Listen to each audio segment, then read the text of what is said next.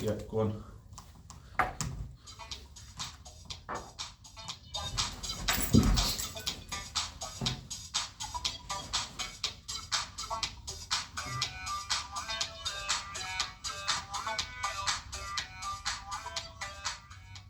Good morning, Harris Academy. My name's Mr. Doherty and I'm joined by my co-presenter, Mr. Rickbo. and we are here for our final episode of Jogging Around the World for this term. Yeah, our second jogging around the Christmas tree, sir. That is right. So, very good morning to you, sir. How are you today? I am fantastic. Yeah, why are you so fantastic? Christmas and the school day ends in 4 hours. Oh, that's good, isn't it? 12 o'clock finish. That's a cracker, isn't it, at 12 o'clock? How are you, sir? Yeah, I'm alright. Yeah, I'm okay. Tired. Didn't want to get out of bed this morning, but do you know what? Once I got going, had some tunes in the car. Yeah, I'm alright. Ready. Like you say, the school day finishes in 4 hours. I've got my gate duty. Then we've got a meeting, haven't we? Yeah, got a meeting in Benfleet. Got a meeting in Benfleet, me and you. Debrief. A term, we do it every term, don't we? Yeah, it's at the library, the Anchor Library. The Anchor Library in Benfleet. So we go there and we have a bit of a debrief, just a little sort of catch up over the year and how it's gone. And then so we've far, got how it's gone. And then we've got the long meeting in the evening. So Proper meeting tonight, actual full like staff meeting tonight. Yeah, staff meeting tonight. Yeah, in Old Lee, just to make sure again we're on top of our curriculum. Yeah, and stuff like that as well. Taking those test papers tomorrow that we need to get done. Yeah, okay, excellent. All right, so a couple of trips to the library today for us. But I think we've earned it. Absolutely right. Back to the good stuff today. Right, go on, because this, you know what? Cheers, because this is the good stuff. I like this stuff. Yeah, as we said in the podcast where. Probably our most famous podcast now, the one that everyone remembers. We said we were sponsored by Jimmy's and they've pulled through. Yeah, because we turned down the sponsorship deal from Prime. Yeah, we didn't do that one. Yeah, we don't want it. We were going to stick with Jimmy's. So Jimmy's Coffee. There are other brands available. Very good. Aren't as many other good brands available, but there's other brands available. But this is, and there's, we've gone for the full hold today, haven't we? But there is also the oak one. That's nice, isn't it? The green one. There was no oak. Sainsbury's open at 6:30. I was absolutely delighted this morning. They must have known. Must have known we were coming. Right, we'll start off with shout outs, sir. So we've got a lot of shout outs, haven't we, today? Yeah. So we'll start. Do we do our mate last or we'll first? do our last. What the special one? Yeah. We'll do that last. Yeah. Okay. Okay. So first shout out for me is the play last night. Yes. I'm on Miss Lake, cast. Mr. Kimball, and the whole cast of the play. I wouldn't be able to name them all, but me and Miss Yeldon, we went to watch the play last night. They did Legally Blonde musical. Really good. The kids are wicked. You can just tell the effort that's gone into it. It was really good. Really, really enjoyed it. So they all deserve a massive shout out for their part in the play. Brilliant. Yeah, I want to shout out Year 13 team because it was a very successful open evening. Parents evening last night. Some really meaningful conversations and repeated quite a lot. Do your NEA. Do some questions. Bring them in. That's Mark. Yeah. Right. So yeah, absolutely. So that was the message yesterday. But very cleanly run. Nice pizza. There was I love meat pizza. How many slices did you have? Ended up having 3. It's nice. I had to walk past it today. Last night. I'd done my duty and then I had to walk past it. So yeah, that was that. Also, want to shout out the kitchen staff at Christmas dinner. Actually, ours yesterday it was pretty good. Do you know what? I was happy. So my brother said to me yesterday, I was talking to him because we were watching Spurs, and I said, "No, it's a football podcast." And I said, so how can I rank this Christmas dinner, school Christmas dinner? Because it's not the same as a home one. No. Because my nephew was like, we'll compare it to my dad's one. And I was like, you can't do that because it's not the same thing. So we were saying, like, if a pub Christmas dinner was a 10 out of 10, like, at going out for one, I'd give it about 4.5, 5. That sounds good, doesn't it? Well, what, for a school dinner, Christmas for a school dinner? Yeah. I think. Well, have you seen those pictures last year that went viral of the school? They were playing for Christmas dinner and it was like one bit of turkey and then dodgy baps. Yeah, but wouldn't you? With like an anemic pigeon blanket. Wouldn't you say then that ups ours to about 6? Alright, fine, because it's Christmas, I'll give it a 6. I think that it was up, it was alright. What would you give it out of 10? 10 being like the best Christmas dinner you've had in a pub? In a pub? Yeah, like so you're going out, like or out. I think that's the wrong way to compare it against. Well, what would you compare it against? If I compare it against previous years. Oh, previous years it was by far the best, but let's be honest. We can't shout out the Christmas dinner and give it a 4 out of 10. Is that harsh? I think so, yeah. We were about to celebrate them. They did a big job. Well, I thought, but 10 being like... Alright, catering for over 1,000 people. All right, maybe I'm being half. I'll give it a 6 then. Yeah, 6. I think that's fair. It was good though. Like in terms of previous school dinners, it was the best Christmas dinner I've had here. Yeah, they did well. Yeah, I'm just harsh critic. Yeah, you are harsh critic. Yeah, I'll just let them know that. Yeah, they'll try and make it better for you next time. But generally it was alright. Good vibes in there. Very cleanly run and stuff like that. But yeah, and our last shout out goes to the best cleaner in the world Ever. Wendy. Our Wendy, who we've mentioned a few times on the podcast before. Okay. If you're ever wondering why our there we go, look, a little message up there, I didn't see. Merry Christmas and goodbye. So yeah, she is she's the absolute queen.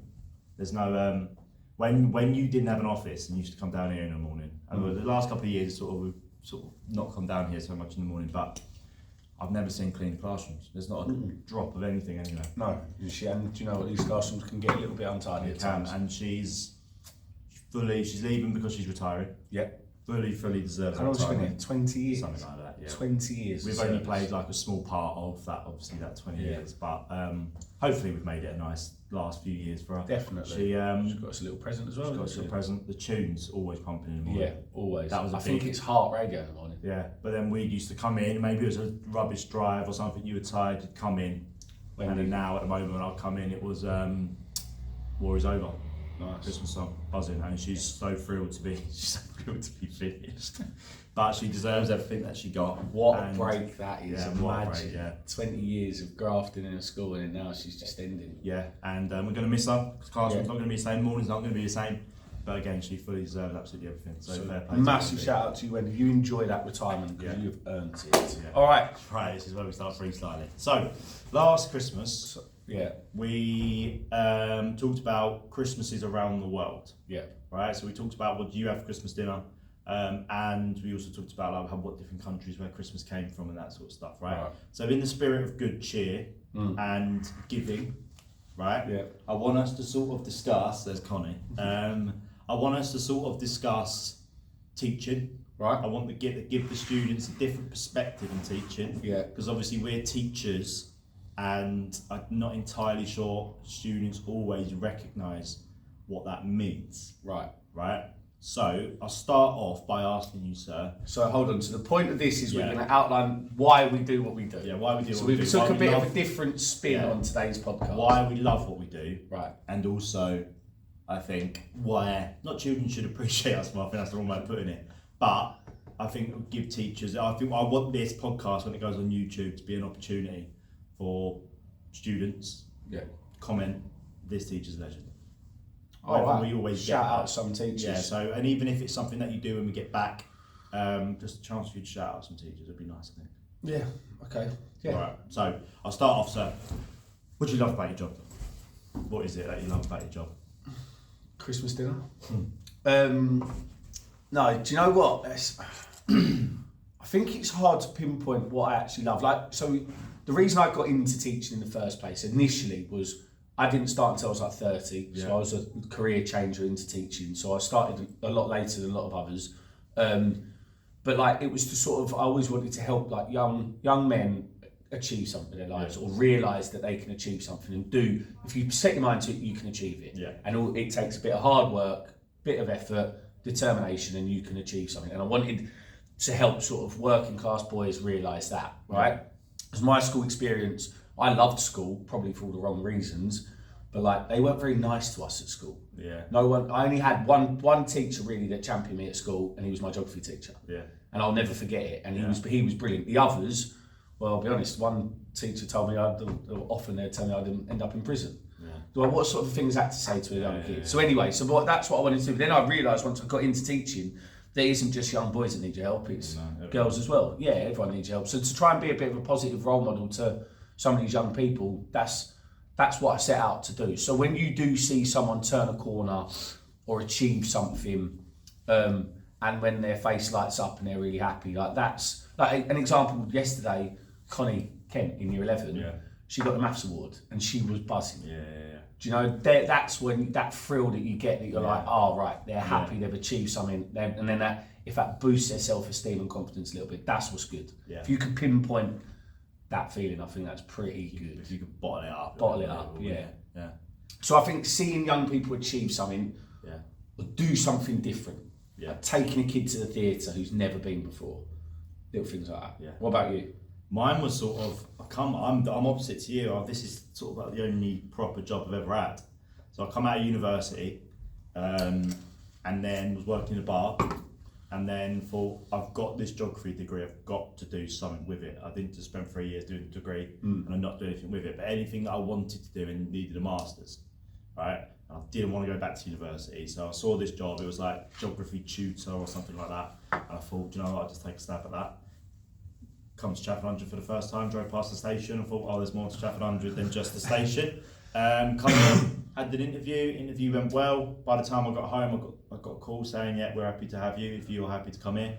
So then I started here ever since, was a tutor for a little while, and then a tutor for about 6 months, and then they said, would you be interested in this teacher training? I was like, not sure, how long have I got? They said this to me on the Wednesday, and they said, you got till Friday. So I had to make a decision. True, that's fashion. Yeah. So I had to make that decision, decided, yeah, just went for it. And now I sort of didn't realise how much I love talking about geography. Yeah. Until you come into a job where you've got to talk about it all day, and I absolutely love it. And interactions with the kids were always, 99% of the time, really positive. I don't know if that's just the benefit of the school that we're in, but I think that making a different side of things is important for me. But it's also, I want people to be sort of passionate, and when they are passionate, and I love the relationships, and I love sort of arguably everything about the job in terms of this kids side of things. I absolutely love it. And the curriculum side of things, I absolutely love that as well. And I just can't really imagine doing anything else. No. And I think that's the same with a lot of teachers in here. Yeah, so I had an office job. So before we get into the geography side of things, I had an office job for 10 months. I hated it. Sat in a chair all day doing the same thing. Now I know teaching could be a bit repetitive, but no day's ever the same. No, ever the same. And then also like when I worked in kitchens and chefs and stuff, that was wicked, and when we owned our own place, but that's different because it was our place. But when teaching, you come in, and basically the way it works for teachers is that obviously that myth that we work from 8:30 till 3:30. During 8:30 and 3:30, you actually don't do any work. No.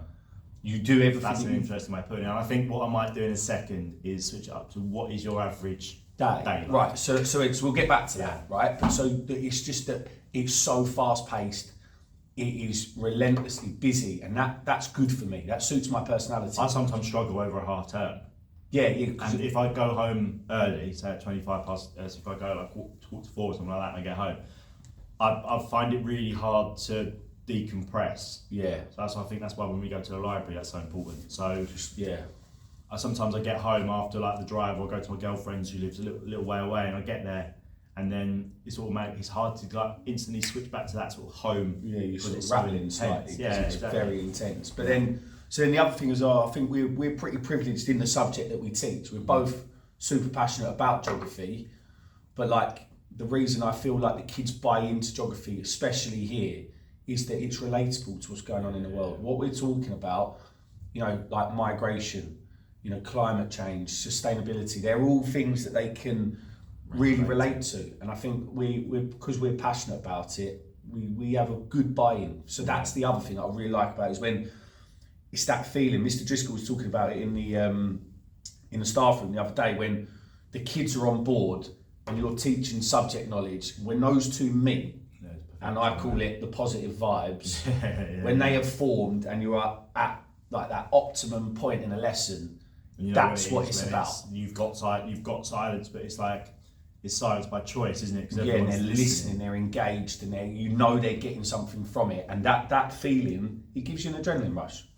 And you've got 33 kids on board. I know, and do you know what? I can feel that adrenaline rush as well. You feel it, and that's why when people walk in the room, they're like, "Oh, that's good." Yeah. And I feel like because we get passionate about it, when you see that from the kids, and then at the end of the lesson, if they turn around, which says pretty good at that here, see that, sir, thank you. You're like, yeah. Yeah, you get those vibes of quite a lot with certain classes and stuff like that as well. Some of classes is difficult because the other thing with it is, I think we'll go into the challenges of it after we do the next bit. So, what is your average day like? Just so that people listening, the students who's listening, can sort of try to. They're not trying to, what's the word I'm looking for? They're not trying to be like sympathetic. No, or like just understand, and this is probably the same with quite a few teachers across the board, really. So I'll go with my Thursday, because Thursday for me is a pretty brutal day. So get up, my alarm generally goes off at between 10 past and 20 past 5. Up, showered, ready, in the car, drive to work. Come in, go and make a coffee, sort myself out, so get PowerPoints printed for the day, make sure my lessons are set up, have a coffee. Then you arrive, me and you then head out to the AstroTurf for about 20 past 7. That's a tight, those Thursdays are a bit of a tight squeeze. Turnaround. We do football training on the AstroTurf till about 5 past 8. We come back in, get ready. I oversee morning mastery then from 8:30 till 9. Then I teach periods 1, 2 and 3. Then period 4, I cover. That's my cover period, so I'll cover whoever's absent that day. So that's 4 periods. Obviously, we'll always have lunch in the staff room. Always sit down for our lunch. We don't. Half an hour lunch. Yeah, our lunch is at 1:05. Parents and other. So we get our 30-minute lunch, but we religiously sit down and have our lunch. We don't ever work through lunch. It's really. That's something I'm actually really passionate about. That we should never work through our lunch break. That's our sacred time. So we have lunch. Then I'll do my cover period 4. Then I do my gate duty, which I absolutely love doing my gate duty. Not so much on a Thursday. Friday's the good one, but I do my gate duty. Then I come back in at 3:45. Then from 4:45 till 4:45, we have what's called directed time, where we have a staff training. And then after that, I'll tie up a few loose ends and probably try and head out the door by about 5:30. Yeah. But that's what's on paper for my day. Everything else that happens in that day is an add-on. Yeah. So that's a sort of stereotypical day. But it is. So it's not a case of go to the office, sit down on the computer till lunch, have your lunch on the computer till lunch. Because I think when we're saying we teach, that's again, sometimes I actually say like the most inconvenient part of my day if I've got loads of work to do is teaching. And because it's time where you can't do anything. I think that's an issue with teaching in general at the moment. And sometimes, sorry to cut you off, the opposite is where like I get it where like Mr. Max did that, he's like, I just want to get in the classroom. Some days I have days where I do so much admin and dealing with like parents or students or whatever else it is as my head of year role that I want to go to the classroom because I know for an hour and 25 minutes no one can contact me, no one can ask me to do anything. So but what about you? Because we have different job roles. Job roles, and mine is obviously slightly different because I'm in charge of geography. So mine is I'm normally up because I live a bit closer to you, so I can push that boat out a little tiny bit. So alarms normally between 5:45 and 6. Get in the car, half an hour here, and normally I do like to start my day just sitting in that office of yours and just sort of like amp myself up to get ready, sort of thing. And then I'll be in the morning. Normally I'm teaching period. I have to go to morning mastery. I have my year 12s. We have to go through sessions like PSHE sessions. Then I normally go teach. And then in my freeze, I'm either planning lessons for the next week. I've then got to make MTPs, which is the plans that the lessons come from. I've then got to make curriculum decisions about what's going to be in the assessments. Do I go with the Fed? Do I change that? I've then got to input, sometimes might have to input dates. After exam periods, I have to summarise how the exams went. We then have to change sheeting plans. Mostly my time or marking. So mostly my time is spent. I'd say planning lessons is a big one. Marking, trying to do the bigger curriculum documents in terms of like the MTPs.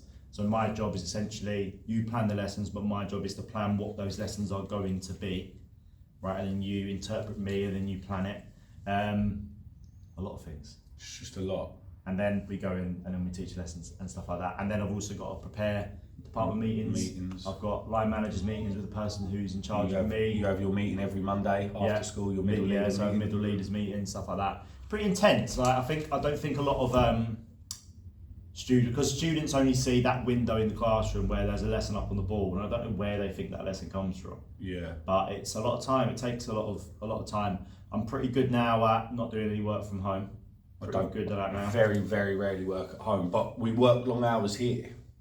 So I'm pretty good at that. Home is home time for me. But sometimes you have to take the work home, you have to do it at home. Sometimes you do, So that's my day. It's pretty, obviously, they're all pretty intense. And just if there's anything I want some of the kids to get out of this, is just appreciate how intense these days are for teachers, because we go into a classroom and we've got to have 30 conversations with 30 individual children. With 33, 34. 33, 34, and hope that all of those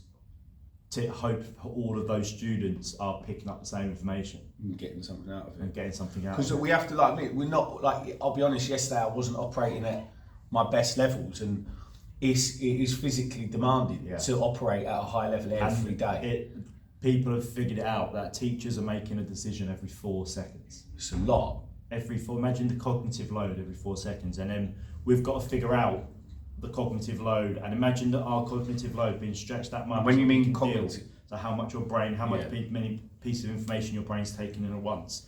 We're taking in, and we've got to sort of try to teach lesson us on the ball. So and so's looking out the window. So how am I going to stop him? They're now having a chat. They don't look very interested in the lesson. So that's how do I get that to be more interesting? And then it's all these things going on. And sometimes it goes well, sometimes it doesn't. Yeah. And that's credit to the teacher that can manage all of that. It's fair play to them. Yeah, it's a lot. But yeah. Right, I won't necessarily go into the challenges, but what I will say, is there any teachers, because we'll probably wrap up this little bit now. Yeah. Is there any teachers that you think deserve a shout out in this place? Well, I feel like Mr. Maxted, starting from the top, I think Mr. Maxted, because like even being ahead of year 2 year groups, the amount of decisions and things that you have to consider and think about, I can only imagine what that's like when you get up to that level. Like the amount of things people are asking of him or questions that he's got, you know, I think that's intense. And to do it in the way he does, doesn't look stressed. Yeah, man. He keeps his cool. Like he really does keep his cool, and that and he's always got time for you. Leading from the front in a good way. I think maybe change the question, instead of what teachers does shout out, what teachers here do you like appreciate the most? Because I think our department keep us sane. Yeah, we've got a really good relationship in our department. Yeah. Trying to think off the top of my head now. Do you know what? I'll always like PE. Yeah. When you're younger, you think, or like you start teaching, you think, oh, PE's this, PE's out there outside all the time. When they're out there in the depths of winter and they've got 34 kids with a javelin, or obviously wouldn't do that in winter, but playing hockey you know, it's like PE's hard, and they've got. I'd covered one PE lesson in the hall, and it was chaos. Yeah. Like the stress level, because at least in the classroom they're in front of you, and they're within 4 walls, and then realistically you can't hurt yourself. You know, PE I think is intense. I think Miss Theobald, it's hard because there's so many amazing teachers. Miss Theobald is an head of history. Watching her teach, you're like, wow, you're good. Yeah, like you're really good at what you do. I think obviously everyone in this, all the teachers in this school are fantastic teachers. Yeah, because obviously we have really high sort of standards here and stuff like that. Not to say other schools don't, but someone who's really just got, like, if it says it speaks volumes when teachers are recommending other teachers. Yeah, like, and this is go and watch. Yeah, teach, and then Miss Theobald. And then also, you know, we obviously love history. We've got Miss Jones, Mr. Epps. Miss Jones is a great person, just in general. I think overall, she waves that flag for everyone, I think. Yeah, and then like people like Mr. Epps, who's just, when you talk about passion, people who care about their job, even when it's like morning mastery, he'd stand on the stage and read, and the kids love him for it. Like that's, you can't, I don't think you can teach that passion. No. You can have all the knowledge in the world, but you can't teach or buy people coming in and caring every day. Yeah. I don't think you can. Then also, what we have though, because us teachers, we all sort of, a bit martyry at times. We've got a hard job, we do this, we do that, you know, we're underpaid, we're overworked, which is a different story altogether. But then you've got the support staff, so like Miss Thomas in reception, Miss Swallow, who's, you know, the PA to basically every member of staff. Yeah, Miss Pearson as well. Yeah, you know, these support LSTs that do all these things. Don't run, and I think students need to realise that students tend to really think that the teacher's the expert in the room, and then the support staff, I think kids can sometimes find them quite annoying. Yeah, the schools don't run without this. Without them, they are so important to propping this place up. And then it even goes into like sight teams. Yeah. You know, like the other day, my desk was broken, and Josh just come and fixed it there and then. You know, and it's like you don't realise that without them, you haven't got a safe building. Yeah. The whole thing is the most. I was thinking about this the other day. We'll wrap up after this point, so to make this point a final point. It is the most insane place you've ever been. I would applaud anybody to spend a full day here. Yeah. from start to finish, spend a full day in the building and see what happens. From the moment we'll start from 7 a.m. to 6 p.m. Watch what happens in here one day and how it runs. and how it runs, and then if you can see that, and then any sort of bad rep that schools get, teachers get, we're on the front lines, and we do a very important job. As Mr. Moynihan says, we are. Is it the 5th or the 4th emergency service education? Is that what he says? Yeah. Do you know what? Yeah, that's it. We'll leave it at that. Yeah. Okay. So we'll go into a little bit of normal scheduling now. So what we'll do? Oh, anything in the news, sir? There was a big cyclone that hit. It was an African island. Yeah, wasn't it? French. Was it a French colony? Yeah. So let me just Google that. If I just Google cyclone, it should come up. I feel like the death toll's really high. Yeah. Cyclone Chidal. Right. Probably shouldn't have said it in that accent with considering what I'm probably about to read. So bought a whole community. Oh, so Macron's visited the place now. Has he? 220 kilometre winds, which is madness. And yeah, in terms of death toll and stuff, I'm not entirely sure. They look like a big one. Yeah. Like So there was that big cyclone in Mayotte. Do you know what? A lot of the news is really negative at the minute, so let's just avoid it. Yeah, okay, right. I hereby announce Miss Wahab as correspondent. I'm going to get this fact up. Yes, because Wild's coming close to retirement, isn't it? Yeah. Right, let me just find this interesting fact. Noor. So Noor Wahab in 8M is our correspondent. You've got the job, just so you know. Yeah, she didn't ask for it. She didn't ask for it or apply for it yet, but she's got it. So her stat for today is over the 5,000 years of its recorded history, Egypt has relocated its capital 25 times. Madness. That's useful for us as well because of the Cairo case study. Yeah. So they've relocated their capital 25 times. Great fact, Noor. Thank you very much. Right, it's not a weather forecast. There's never been a weather forecast. It will never be a weather forecast. Okay. So we are today. It's going to experience. It's going to be a bit rainy later on for our library trip. So yeah. That I am looking for Chatham 100, 68 to 80% chance. But it's clear blues out there now. Of some little drizz actually. Weekend looks a bit drizzly as well. Warms up a little bit. Christmas Day, high of 12, low of 8. Wow. Yeah, Christmas Eve. Is it going to be cold Christmas Day? Because I hate when it's mild Christmas Day. It's going to be a bit mild. Cold this morning though. It's freezing out there today. Right, I think that's everything. Yeah. Well, we've done well this term. Yeah, I think we have different sort of style podcast. I'll be interested to see how this one turns out. We didn't have Ava either. We didn't because Ava's in intervention. Yeah. But yeah, I think that was good. Have a wonderful Christmas, Mr. Westberg. Everyone have a Merry Christmas. Merry Christmas, Thank you. everybody. Thank See you you later. for Thank your you for your support.